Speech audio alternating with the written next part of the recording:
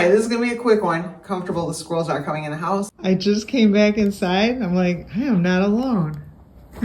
That's gotta be Brown Feet standing on his hind feet like that. So that's one of Tupac's kids, along with Gizmo and Yang. It's because we're family. And one of the things families do for each other is look out for each other. Real families. And so, yeah, obviously there's exceptions to that rule.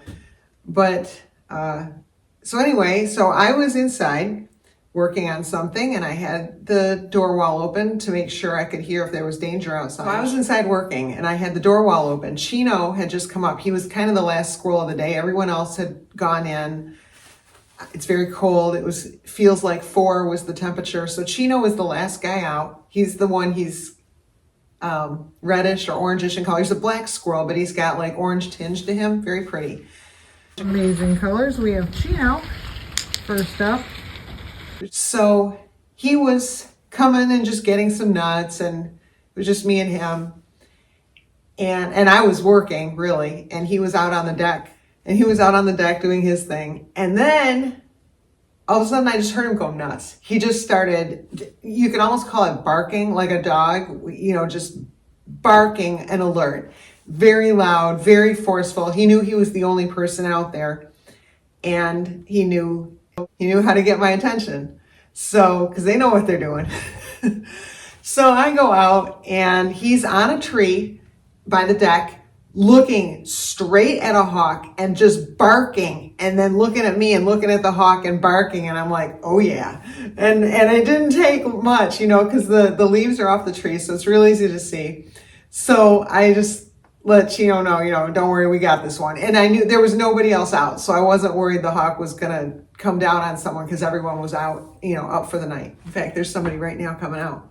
So we're in the morning now. So I go out, I come walking towards the hawk. Now the thing is, for anyone who lives in a cold region, a cold snowy region, we have the kind of snow right now.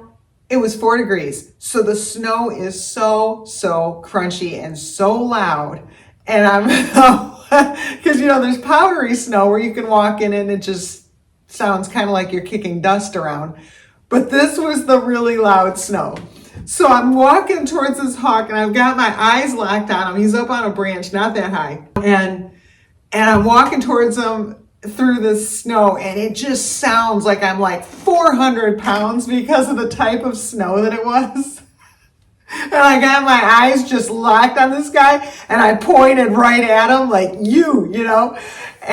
you're the one. And oh my God.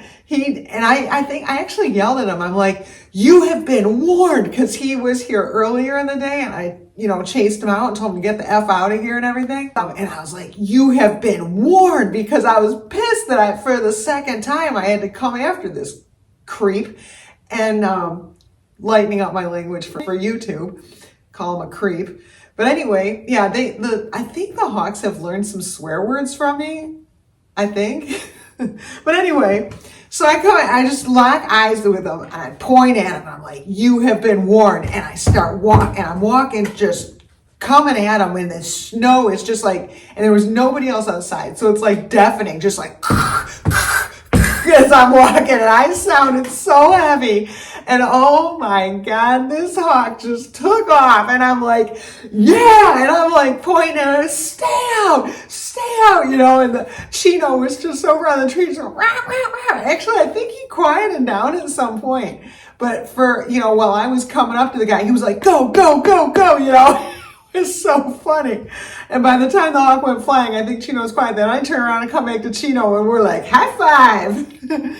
It's times like that really build the trust and the family, and and the fact that the squirrels know all they got to do is call me, we're gonna come help. And then the thing I like about this system is the hawks clearly see that we have a communication system. These squirrels are not defensive. They have an Amy, and the hawks see that, hey, when this squirrel starts barking, out comes Thor, and so I need them to make that association, because then wherever they are in these same hawks, flying other people's houses. If they hear a squirrel start barking, hopefully they go, oh crap, Amy's coming. They fly. And so looking to teach them a little something, but I think it's very cool. I used to wonder, could I ever communicate with the squirrels? This is the most important communication. The most important communication of all is life-saving communication, and we've got it. So it's, I just can't tell you, it's a very powerful bond. And if anything builds the feeling of family, it's working together to save lives in general, whether it's your own or somebody else's. Like when you're dealing with life or death situations and you're working together and you achieve, it's a bond that it's not about food. I think so many people think, oh, well, that's what really makes me mad when people minimize it. Like, oh, you feed squirrels. That is so minimizing. Like anybody can just chuck a handful of food at somebody. That's not what it's about. We're one, we're one family.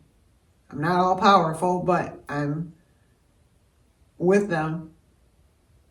And squirrels don't have that elsewhere around here that I know of. There's a few people that do feed the squirrels, but it ends there. Like I've talked to them, and to them it's just about giving the squirrels food. They don't have a relationship with them, which is really sad because they don't know what they've got outside their door.